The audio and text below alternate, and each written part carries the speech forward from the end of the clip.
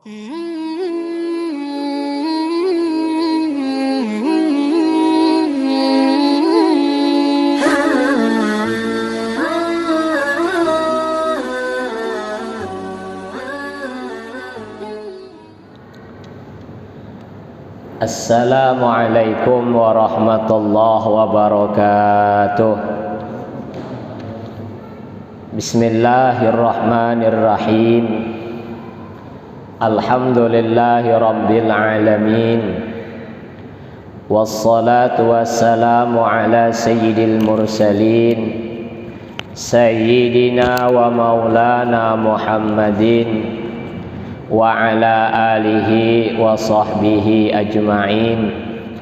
Wa la hawla wa la quwwata illa billahil aliyyil azim. Yang saya hormati Imam Masjid serta Ketua dan Pengurus Masjid Nur Iman, dan juga bapak-bapak, ibu-ibu jamaah yang dimuliakan Allah Subhanahu wa ta'ala. Alhamdulillah, pada malam ini Allah memberikan kepada kita kesehatan, kesempatan, sehingga kita bisa melanjutkan kajian fikih kita daripada pertemuan yang sebelumnya. Pertemuan yang dulu, yang sebelumnya itu masalah furudul wudu belum selesai. Jadi saya ulang sedikit Pak ya. Furudul wudu'i sittatun.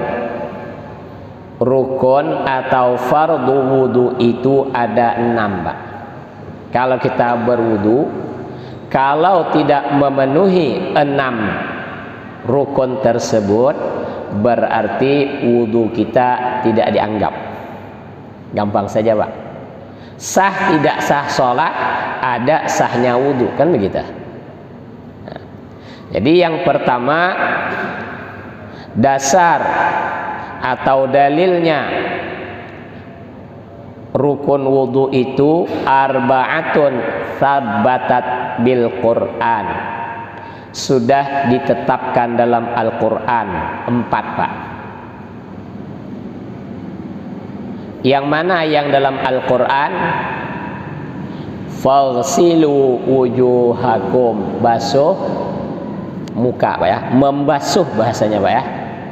Beda menyapu, mengusap, membasuh itu berbeda. Ini harus membasuh bahasanya. Apa bedanya membasuh dan mengusap? Kalau mengusap kita cuci tangan, kita lapkan gini, ini mengusap namanya. Kalau membasuh itu harus mengalir air di wajah kita, itu baru dianggap membasuh. Paham Pak ya? Kita berwudu, anggaplah yang pertama kita ambil yang sunnah, kita basuh dulu, kumur-kumur, istinsyak, masukkan air ke lubang hidung, udah selesai. Baru kita ngambil air, nawaitul wudu'a. Niat belum Pak, karena dasarnya Al-Quran dulu. Yang pertama adalah wajah, padahal niat yang pertama adalah niat, cuma niat bukan dalam Al-Quran dalilnya. Kita yang bahas yang dalam Al-Quran dulu. Yang pertama adalah muka, wa aidiakum, dan kedua tangan Pak, bagi yang punya tangan. Jadi dua tangan. Ilal marafiq, sampai ke siku ya Pak ya, sampai ke siku. Wamsahu, nah ini kalimatnya berbeda. Yang di depan faghsilu, yang kedua wamsahu, usap. Jadi tak perlu dibasuh, diusap saja. Biru'usikum, akan kepala kalian. Rambut termasuk kepala. Wa arjulakum, dan kaki kalian ilal ka'bain, sampai ke dua mata kaki. 4 itu dasarnya adalah Al-Quran. Sedangkan niat dasarnya adalah hadis Nabi, tapi hadis itu tidak khas gitu, ijmal dia, bukan tafsil. Karena innama a'malu binniyat itu mencakup segala-galanya. Nah itu dalilnya. Jadi niat itu adalah innamal a'malu binniyat. Semua amal ibadah itu dengan niat. Berarti semuanya ya, bukan cuman sholat, bukan cuman wudu, cuman zakat, tidak. Semua amal ibadah harus ada niatnya. Yang pertama adalah niat. Apa niat itu, Pak? Qasdu syai'i muqtarinan bi fi'lihi, kan itu definisinya. Menyenghaja sesuatu atau berniat sesuatu disertai perbuatannya. Jadi kalau kita berwudu itu nawaitul wudu'a itu kita ucapkan dalam hati, berarti tangan kita sudah menumpah air. Itu yang benar. Jadi ketika kita mengucapkan nawaitul wudu'a li raf'il hadatsil asghari fardhan lillahi ta'ala, kita masukkan atau kita cucurkan air ke wajah kita, dalam hati kita berbicara saya niat berwudu fardu karena Allah Ta'ala. Tidak harus sesuai terjemah nawaitul wudu'a ya Pak ya, kesuwen nanti, kelamaan. Kenapa? Sebab habis air di tangan kita, baru selesai kalau ikut terjemah nawaitul wudu'a li raf'il hadatsil asghari fardhan lillahi ta'ala. Paham Pak ya? Yang kedua, ghuslul wajhi, membasuh muka Pak, membasuh muka. Jadi pas kita masukkan menuangkan air ke muka tadi, pasang niat. Nah, yang kedua adalah membasuh muka, wajah kita. Mana wajah itu? Lebarnya dari kuping ke kuping, dari tumbuh rambut sampai lehya ini, muntahal lehya ini. Ini apa? Ujung jenggot. Ujung jenggot berarti di sini ya. Sini sampai tumbuh rambut. Kalau botak bagaimana? Kalau botak itu dihukumi normalnya orang di mana tumbuh rambut Pak, itu kalau kepala botak. Nanti kalau botak tak bisa berwudu katanya. Kenapa? Sebab batasan rambut tak ada. Nah itu di luar hukum itu Pak, itu pengecualian nanti itu, karena rambutnya tak ada, dipaksa pun tak bisa. Nah, membasuh muka ini Pak, banyak kesalahan di masyarakat awam. Saya itu bukan memperhatikan orang tak Pak ya, tapi saya nengok Jumat rata-rata. Jumat kita berwudu di masjid, kita nggak kenal. Nah, dia membasuh muka itu sini bercucuran masih air air habis muka tadi, langsung dia basuh bercucuran, ia kayak ditadah lagi. Jadi sisa air yang pertama tadi masuk ke telapak tangan dia. Nah ini mustakmal Pak, tak sah.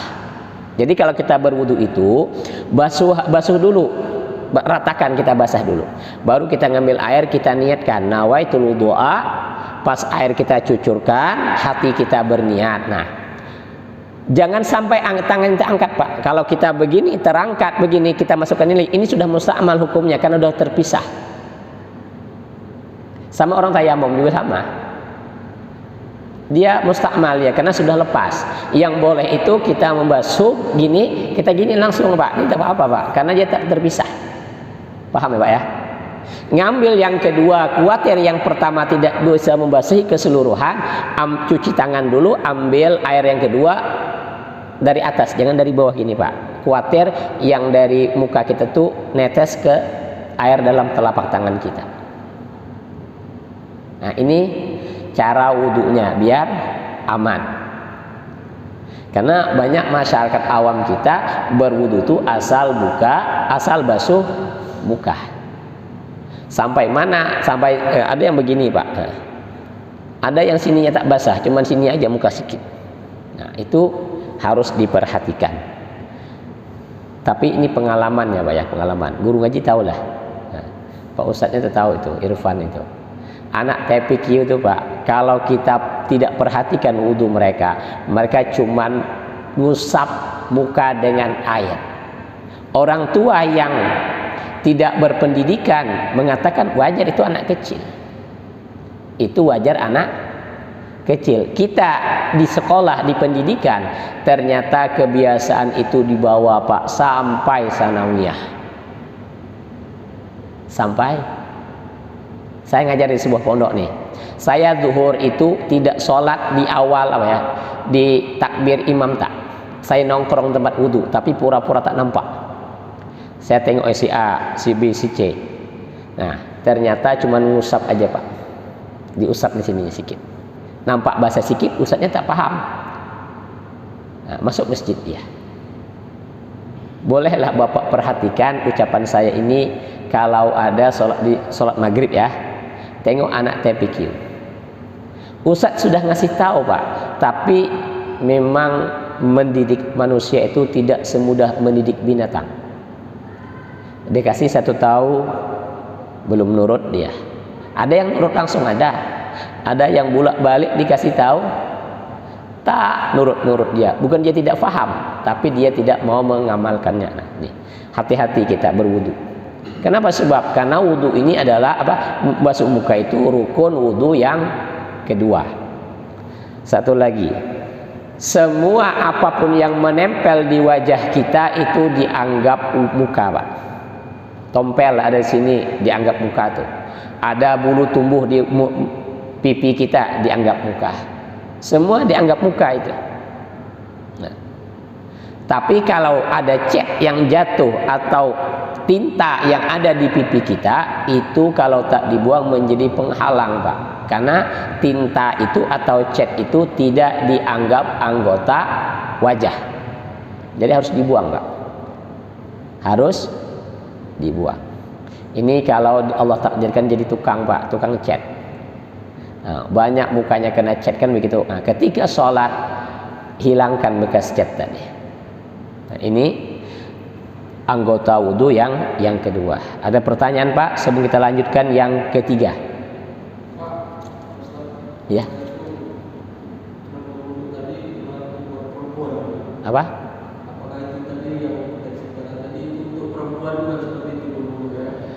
Berwudu itu laki perempuan sama. Kalau ya, karena ini babnya baru masalah muka, jadi jawabannya laki perempuan cara berwudu sama, tidak ada perbedaan. Yang ada perbedaan cuma di waktu sholat nanti ada sedikit. Kalau berwudu tidak ada perbedaan antara laki dengan perempuan, antara orang hidup sama orang mati sama pak. Orang mati diwudui pak. Orang mati diwudui. Kalau nggak pernah coba aja nanti. Diwudui. Jadi orang hidup, orang mati, laki perempuan wudunya sama. Kalau orang mati yang niatkan itu yang hidup ya pak. Itu aja perbedaannya. Kalau tidak hafal bahasa Arab bagaimana? Bolehkah? Boleh pak. Tapi jangan sampai tak hafal lah. Karena kalau kita tak hafal macam mana sama anak kita nanti? Karena anak zaman sekarang udah pandai dia. Bapak aja tak hafal, masa disuruh menghafal? Itu anak zaman sekarang. Bapak aja tak sholat, wajar kami tak sholat. Jadi dibalikkan sama anak zaman sekarang itu. Kenapa? Sebab karena jauh yang ia pandang pak, jauh yang ia lihat. Di YouTube semuanya sudah ada. Jadi semua sudah mereka lihat. Bahkan sholat yang tak usah bicara soal kita harus wudu dulu. Yang ketiga adalah ingat, yang ketiga adalah ghuslul yadaini ma'al mirfaqaini, membasuh 2 tangan sampai ke siku pak. Ini siku tuh pak. Ini matanya ini siku namanya. Kalau kita berwudu cuman sampai di sini, tak sampai matanya ini pak, itu tidak sah nanti. Nah, banyak kita melihat masyarakat awam yang jauh dari ilmu, yang nggak pernah belajar, cuma nengok-nengok aja belajarnya. Itu banyak pak cara berwudunya, cuci tangan kanan, cuci kiri, cuci tangan, cuci kiri, begini. Bolehlah bapak perhatikan di PT atau di masjid-masjid. Bukan salah kanan kiri dulu, kan itu menghilangkan sunnahnya. Selesaikan dulu 3 kali yang kanan, sudah selesai baru pindah yang kiri, selesaikan 3 kali. Tapi dengan persyaratan harus sampai ke nih mirfaqaini ini. 2 mata lengan ini apa namanya ini? siku ya. Nah, 2 siku itu harus basah. Kenapa? Sebab karena kami mengalami Pak, anak sekolah itu apalagi baju pramuka atau baju merah putih, baju putih yang pakai kancing di sini Pak. Dia paling malas buka kancing baju dia. Dia tarik begini segini aja. Nanti dia berwudu, mau cuci tangan, basahlah bajunya. Sudah wudu, sudah Ustaz, ini basah kan? Nah, digituin kita. Padahal kita ngintip dari belakang. Nah, ini kenapa? Sebab karena orang tua terledor Pak, tidak memperhatikan yang seperti ini. Kenapa? Sebab saya katakan seperti itu, karena saya dulu Pak tukang tes, anak masuk saya tes. Anak masuk saya tes, saya tukang tes anak masuk. Kalau memang bisa ngaji, bisa sholat, saya terima sesuai kelasnya. Yang tak mampu, ya diturunkan. Kalau mau, ya monggo masuk. Kalau enggak, cari sekolah lain, itu aja. Apa kata orang tua? Ini Pak, anak saya ini dulu di TPQ, sudah hafal bacaan sholat semuanya, sudah bisa bacaan wudhu semuanya, sudah bisa ini cara wudhu semuanya. Sekarang kenapa? Nah, kan begitu pertanyaannya. Ternyata anak itu ketika diajari oleh gurunya dipakai sekali Pak, 2 kali, 5-6 kali berwudu, sudah nengok kawannya kayak gitu, mulailah dia juga tidak mau wudu yang benar. Kenapa? Sebab karena orang tua tidak pernah memperhatikan wudu mereka. Wudu mereka. Bolehlah Bapak pura-pura, tapi jangan pula setelah mendengar saya jelaskan ini Bapak nanti nanya, kamu kayak mana wudu? Tengok dulu dia wudu, kita ngintip dari belakang. Kita ngintip dari belakang. Nah, betul tak wudunya? Cara mencuci tangan betul enggak? Kan gitu. Kemudian nih, kalau Imam Al-Ghazali Pak ya, kalau Imam Al-Ghazali cara berwudu itu, cuci muka, cuci tangan itu lebih setengah jam berwudunya. Lebih setengah jam. Setelah niat Pak, baca doa dulu sebelum baca muka. Cuci muka ada doa, Allahumma bayyid wajhi, kan begitu. Cuci tangan ada doanya Pak. Yang kanan ada doanya, yang kiri ada doanya. Ini dikasih apa ya? Tusuk apa? Tusuk gigi itu pelan-pelan dibersihkan begini. Jadi kalau berwudunya Imam Al-Ghazali itu bisa setengah jam baru siap. Kita semenit tak siap, tak sempat Pak, siap. Dijelaskan dalam kitab Bidayatul Hidayah karangan Imam Al-Ghazali. Semua pondok biasanya itu baca kitab itu. Namanya Bidayatul Hidayah, syarahnya Maraqil Ubudiyah. Itu ini harus bersih gitu. Itu tata cara Imam Al-Ghazali. Jadi tangan tadi apapun yang menempel Pak harus hilang. Termasuk kasusnya di Indonesia itu Pak, bukan adat orang Islam sebenarnya, bukan. Pakai kutek Pak. Ini anak gadis yang banyak sama mak-mak yang suka berpenampilan. Tengoklah orang kantoran. Tapi agamanya minim ya, agamanya minim. Dia nggak ngerti. Nah, tangan itu dicet sama mereka. Pakai kutek kan kita. Itu nempel Pak, itu tidak sah cuci tangannya. Wudunya membasuh tangan tidak sah. Kenapa? Sebab karena terlapis oleh kutek tadi. Beda sama inai Pak. Kalau inai, kalau kita pasang, kita potong dia meresap, itu boleh. Kita potong kuku, di dalamnya masuk dia, itu boleh Pak. Itu henna bahasa Arabnya, inai.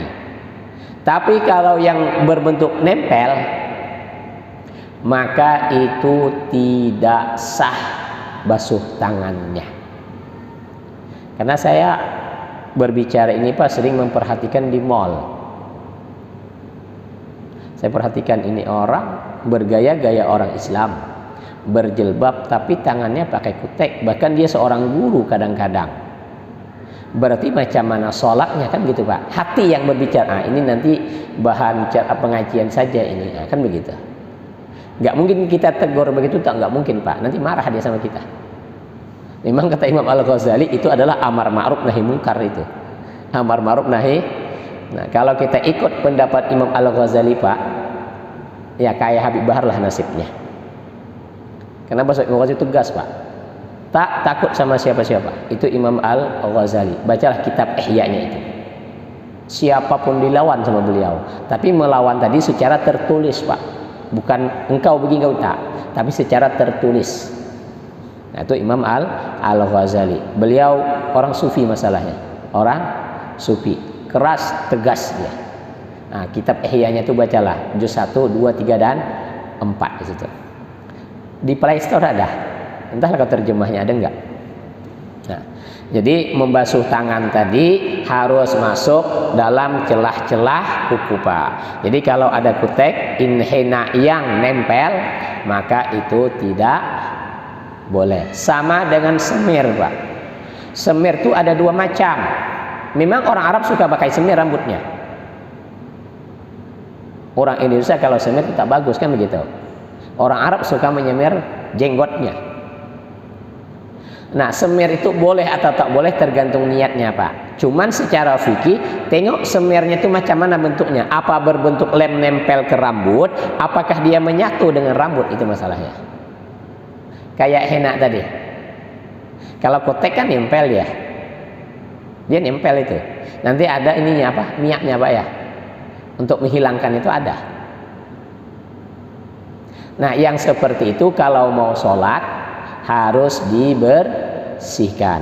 Contoh kayak artis-artis tuh yang mau tampil-tampil tuh, mereka tengok kuku mereka. Nah, itu ketika mau sholat harus dilepas, Pak. Kalau masih nempel berarti air wudhu tidak masuk.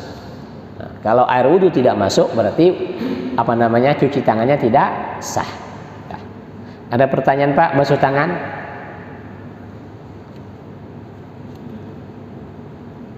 Ya, ya Mas. Nah. Waalaikumsalam warahmatullahi wabarakatuh.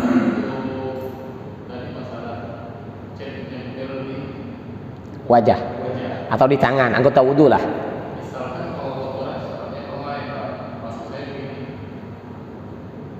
kotoran itu tidak bisa dibersihkan. Kalau dibersihkan sampai dia terluka, itu solusinya seperti apa? Misalkan atau tato atau bagaimana?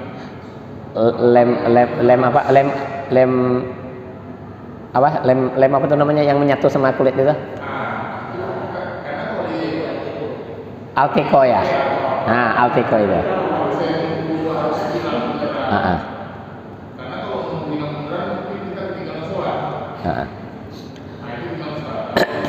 Mungkin menimbulkan luka atau gimana? Kalau misalkan kita terkena lem seperti Alteco ya, nyatu sama kulit, kita buang semampunya, tapi tidak boleh menyakiti anggota tubuh, Pak. Misalkan nih, kena di tangan, waktu sudah masuk, ini saya bersih sampai kapanpun, ini nggak bisa bersih seperti semula, maka bersihkanlah semampunya dengan syarat jangan menyakiti anggota tubuh. Artinya kalau kita paksa luka nanti. Sama kasusnya dengan orang jari yang nempel, Pak, gini. Kalau orang nempel kita paksa harus dipisah, otomatis sakit kan dia. Nah, itu tidak boleh kita paksa. Itu kalau sudah kita usaha menghilangkan tapi tetap tidak hilang. Bukan berarti pilihan kita ya, Pak ya. Ada juga orang malas, malas lah, sedikit aja lah, kan gitu, gosok-gosok. Misalkan habis mengerjakan mesin, banyak olinya atau banyak digosok-gosok pakai sabun, itu tidak masuk, Pak. Harus dibuang dulu pakai cutter atau yang lainnya, tapi tidak boleh menyakiti anggota tubuh. Itu syaratnya tidak boleh menyakiti. Contoh minyak oli itu, bengkel-bengkel itu, pakai sabun saja itu masih banyak nempel itu. Nah, jadi intinya itu kita bersihkan semampu kita, tapi tidak boleh menyakiti anggota tubuh kita itu. Yang tahu kan apa pelakunya kan begitu ya. Nah, yang tahu adalah pelakunya, yang bekerja tentang itu yang tahu. Oh, nggak bisa lagi, ini sudah saya usaha nggak bisa, ya udah, berarti itu dima'fu namanya, Pak. Dimaafkan.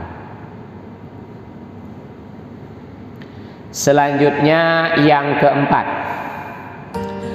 mashu ba'din min basyarir ra'si aw sya'rihi. Mengusap, bukan membasuh lagi, Pak ya.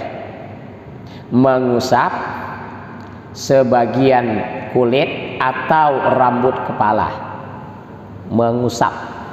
Kita ambil air gini kan, kita usap begini, mau di sini Pak, mau di sini, mau di sini, terserah. Yang penting kena kulit kepala atau rambut. Tapi tidak semua rambut ya Pak ya. Rambut yang masih berada di lingkaran kepala, contoh gini. Nah ini kan masih segini, ini boleh di ujungnya aja Pak. Kalau sampai segini boleh Pak, rambut saya panjang sampai segini, ini yang saya cuci ujungnya boleh.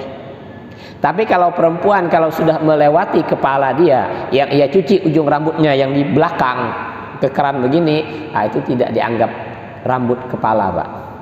Jadi rambut yang masih berada di area kepala, itu perbedaannya.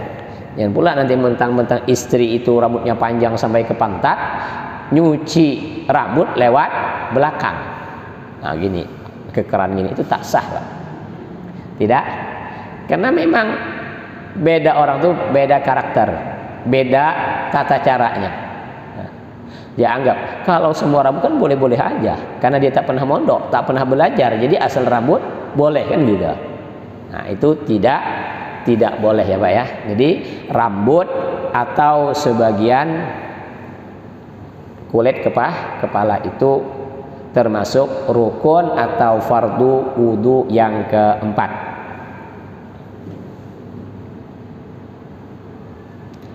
Yang kelima adalah ghuslul rijlaini, membasuh dua kaki Pak. Yang mana dua kaki tadi? Ma'al ka'baini, sampai mata kaki nih Pak, matanya nih. Jadi kalau kita membasuh itu jangan cuma depannya, tapi tumitnya tak basah, mata kaki tak basah, maka sampaikan ke mata kaki. Sunnah hukumnya melebihkan sedikit Pak, jangan banyak-banyak, nanti makruh. Sedikit lebihkan. Kenapa? Sebab ini saya sering memperhatikan Pak. Saya suka memperhatikan anak itu dua. Satu basuh tangan, dua basuh kaki Pak. Apalagi kalau di sekolah itu umurnya banyak, waktu terbatas. Ini kalau berwudu betul, ini kapan giliran saya? Anak banyaknya ratusan, kerannya cuma 10. Jadi ini kalau jadi guru itu, kalau bikin peraturan di sekolah sholat berjamaah, tengok anak, tengok kerannya, jangan asal aturan Pak. Karena saya itu bukan membela anak, bukan membela pendidikan, tidak, tapi tengok dulu fasilitasnya. Ini anak terlambat dihukum, disanksi, sedangkan kerannya tidak memadai. Anak 300, anak 500, keran cuma 15, sampai kapan Pak? Contoh SMA lah. SMK kan udah besar-besar tuh. SMK berapa muridnya? Ribuan. Sedangkan kerannya cuma berapa? Waktu mereka istirahat cuma berapa? Itulah penyebabnya Pak, mereka itu melakukan wudhu itu tidak benar. Karena ngantri tadi. Contoh, ngantri sampai orang 7 sana sini. Ini sudah komat, dan macam mana ini? Kerannya cuma 15, anaknya 1000, bayangkan. Sampai kapan baru dapat giliran? Nah itu. Karena saya itu melihat dua sisi Pak. Kalau pihak lembaga itu salah, ya kita bilang salah. Kalau pihak lembaga itu betul, ya bilang betul. Nah. Jadi kalau anak di sekolah itu wudunya tak betul, coba tengok kerannya ya Pak. Anak Bapak sekolah, di masjidnya tengok kerannya ada berapa. Karena beda sama di masyarakat. Di masyarakat datang 1, datang 2, datang 3. Kalau sekolah keluar semua keluar. 1000 keluar 1000 lah dari kelas. Sedangkan waktu istirahat cuma 1 jam. Jam 12 sampai jam setengah 2. 1 jam setengah. Makan belum, sholat belum, pipis belum. Anak 1000, toiletnya cuma 3 Pak, bayangkan. Bisa nggak bersesuci sesuai fikih? Itu perlu kita perhatikan Pak. Kalau bukan kita yang mendidik, anak kita siapa lagi? Guru cuman ngasih tahu saja. Wudu tuh yang begini ya. Tapi prakteknya itu ada pada anak dan ada pada perhatian orang tua. Karena saya itu bahkan Pak, ada seorang ibu bertanya sama saya begini, Pak Ustadz, kami ini sering pelatihan di hotel-hotel sebelum corona, dia bilang. Waktu istirahat kami itu cuma setengah jam. Cukup kami hanya bisa makan saja Ustaz. Bolehkah sholat zuhur kami qadai di waktu asar? Itu pertanyaannya. Pelatihan Pak, bayangkan. Saya jawab, haram hukumnya kita meninggalkan sholat. Padahal pelatihan itu kan bisa ditunda. Bisa ditunda. Haram hukum kita menunda sholat sampai keluar waktunya. Nah, itu. Jadi membasuh kaki itu sampai ke mata kaki, diselah-selahi. Nanti Pak hukumnya menyelahnya itu sunnah. Nah, kita pahami dulu yang wajibnya saja. Pertama niat, kedua muka, ketiga tangan, keempat kepala, kelima kaki, keenam apa? At-tartibu, tersusun Pak. Mana dasarnya? Kan gitu. Orang sekarang tuh pengen hadisnya Pak. Kata hadisnya tak mau. Hadisnya bahwa Nabi itu berwudu tidak pernah mendahulukan kaki baru tangan Pak. Semua hadis Rasulullah itu bahwa ketika beliau berwudu itu niat, muka, tangan, kepala, kaki. Berarti tertib itu tidak ada dasar yang jelas begitu Pak, tapi Nabi melakukan sudah seperti itu. Nah gitulah tertib itu, karena perbuatan Nabi itu menjadi hukum, menjadi dalil. Nabi tidak mau makan bawang ketika disuguhin bawang, Nabi tidak mau memakan biawak ketika disuguhin bob itu kan, tapi Nabi tidak melarang sahabat makan. Timbul hukum, berarti itu boleh, tapi makruh kata sufi kan begitu, karena Nabi tak suka. Nah, jadi ucapan Nabi, perbuatan Nabi, diamnya Nabi itu adalah menimbulkan hukum dalam ilmu fikih. Jadi yang keenam adalah apa namanya? Tertib. Jangan yang jangan kanan kiri Pak. Nanti kalau itu hukumnya ke sunnah nanti, makruh dan sunnah. Tapi kalau tangan baru muka atau kaki baru tangan, berarti kan membalik, maka itu tidak sah. Seandainya dilakukan oleh seseorang berwudu seperti itu, maka hukum wudunya tidak sah. Paham Pak ya? Jadi hukum wudunya tidak sah. Memang kita harus perhatikan itu wudu itu. Kenapa? Sebab karena dalam wudu itu menandakan sahnya sholat kita. Kalau wudu kita benar, berarti sholat kita benar. Banyak orang sholat tapi tak merubah perbuatannya. Kenapa? Sebab mungkin wudunya tak benar Pak. Wudunya tidak, dari tohorohnya, dari segi airnya, kemudian wudunya tidak benar. Nah penyebab itu semua sholatnya tidak diterima oleh Allah, sholatnya tidak sah. Karena saya tuh memperhatikan lah Pak, karena saya 8 tahun ngajar sebuah pondok, saya memperhatikan setiap sholat zuhur dan asar, karena zuhur asar mereka di sekolah wudunya. Kita perhatikan, nah di sini banyak kekurangan, jadi kembali kepada orang tua. Kita mengingatkan orang tua, melalaikan juga tak bisa. Nah, tapi kalau di rumah sudah mendapat pendidikan dengan baik, sudah diajari wudu dengan baik, pasti di sekolahnya baik dia. Tapi kalau di rumah tak jelas, kalau istilah saya Pak, ikhfa. Karena saya ngajar tajwid Pak, ngajar tajwid. Jadi kalau ada di antara yang tak jelas, itulah ikhfa saya bilang. Jadi bacaan yang tak jelas, anak yang tak jelas. Nah kalau ada anak yang pandai, saya bilang jelas itu, ini izhar. Izhar itu jelas gitu. Ikhfa itu tak jelas Pak, remang-remang dia, samar-samar dia. Kalau izhar itu jelas. Kalian bisa ngaji selama sekolah, berarti belajarmu jelas, izhar itu namanya. Tapi kalau belajarmu 3 tahun tak bisa ngaji, huruf izhar tak tahu, berarti kamu ikhfa teruslah itu. Nah, semua itu kembali kepada orang tua. Guru hanya sekedarnya saja. Karena di sekolah itu tak lama, cuma berapa pertemuan. Belum ngomel, karena sebab itu dan ini sebagainya lah.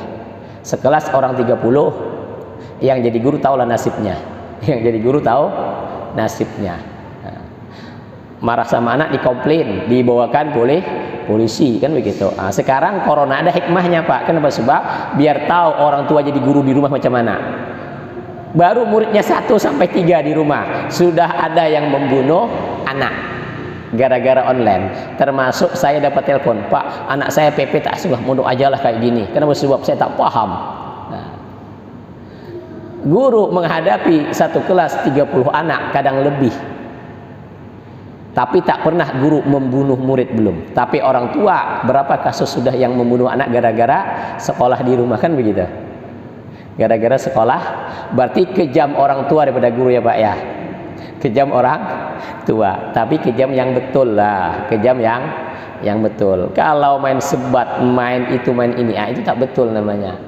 Jadi kembalilah kepada diri kita. Kalau anak di rumah tak mampu, anak itu jadi anak yang baik, kita gagal jadi orang tua Pak.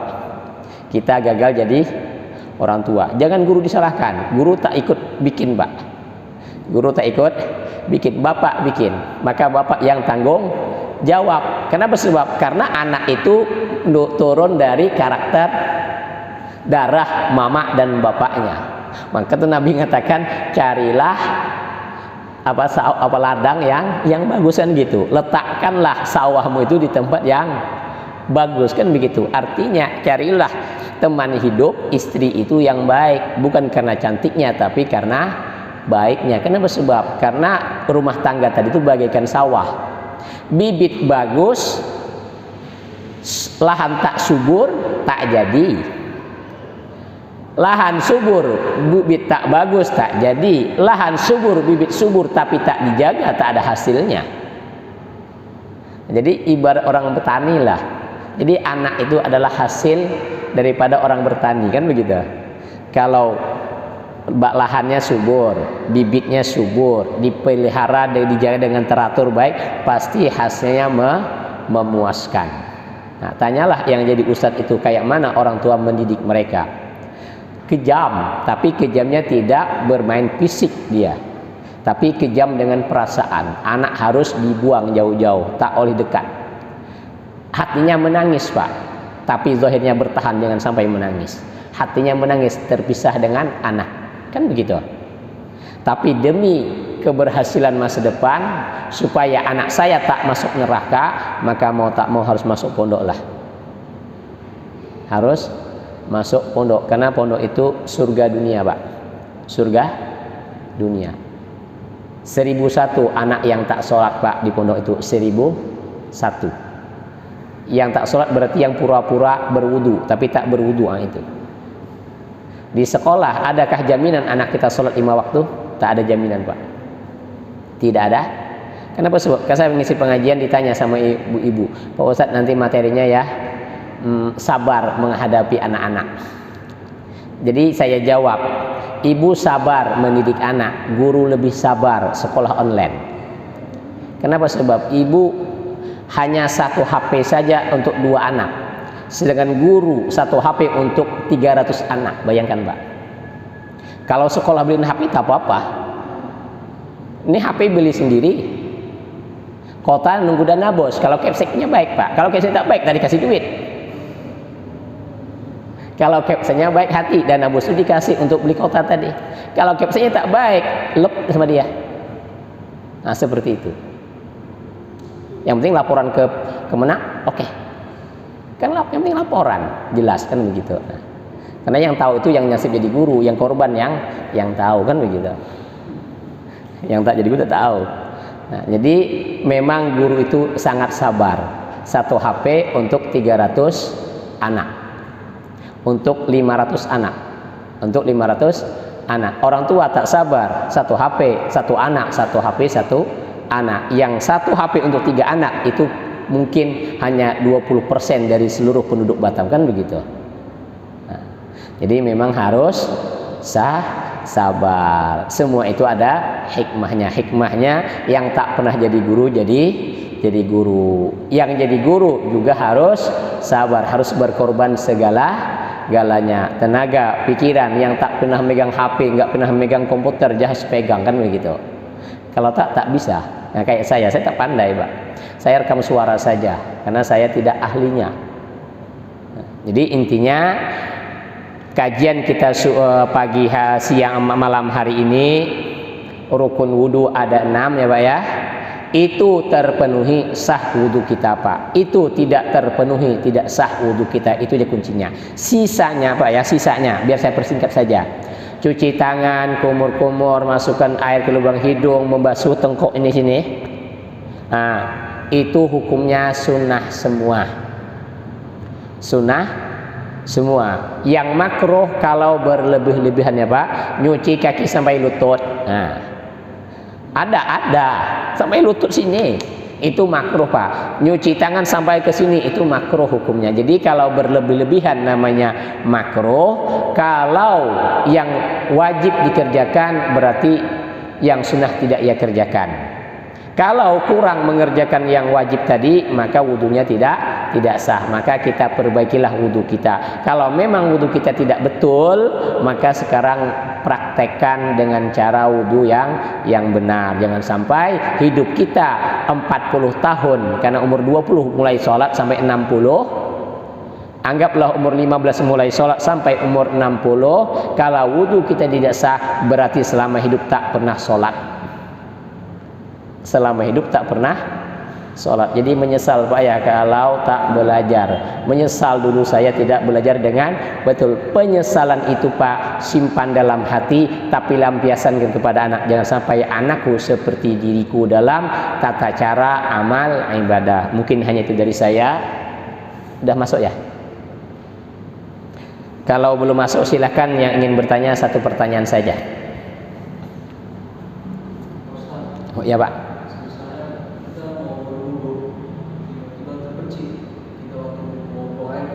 Air sendiri kan terkecil di celana kita dan sarung kita. Bagaimana cara kita membilasnya? Kita harus ganti airnya. Bagaimana cara kita mensucikan ya, membersihkan celana kita yang kepercikan. Anggap cowok, itulah saya itu sebenarnya Pak, kamar mandi yang jongkok itu, yang bukan jongkok ya, yang ya jongkok lah namanya itu ya, bukan duduk ya, yang jongkok itu kalau cowok nggak memperhatikan, nanti air pipis itu apa ya, kecipratan ke sana ke sini kan begitu. Nah, kalau kecipratan bagaimana Pak? Harus ganti pakaian, dan yang kena apa kulit kita harus dibasuh. Kalau tidak ada celana lagi, misalkan di perjalanan nih tak ada celana, tidak ada apa, maka kita sholat, tetap sholat, tapi sholat menghormati waktu. Nanti kalau sudah ketemu pakaian yang bersih, diulang sholat itu lagi. Karena kita sholat membawa najis, tidak memenuhi syarat sah sholat, itu Pak. Tak bisa Pak. Yang bisa dicuci dengan air itu kalau najisnya hukmi Pak. Hukmi itu saya kasih contoh gampang ya. Cecak, buang kotoran, kering tapi kita tiup terbang dia, itu najis hukmi namanya Pak. Itu kita siram sikit sudah boleh. Atau anak cowok yang belum makan apa-apa, pipis kita lap, kita percikin itu boleh. Anak cowok tapi ya, bukan anak cewek. Nah, tapi kalau kencing kita sendiri yang kepercikan celana kita, maka harus diganti, dibasuh. Kalau misalkan kita tidak ada pakaian lagi, berarti sholat untuk menghormati waktu saja. Nanti sampai ke rumah atau dapat pakaian yang baru, ulang sholatnya. Nah, maka itu di pom-pom bensin itu kan hati-hatilah sikit pipisnya kalau kita di jalan, kalau tidak punya pakaian.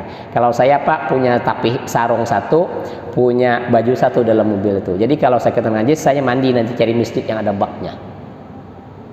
Nah, karena sudah azan, mungkin hanya itu dari saya. Lebih dan kurangnya mohon maaf. Assalamualaikum warahmatullahi wabarakatuh.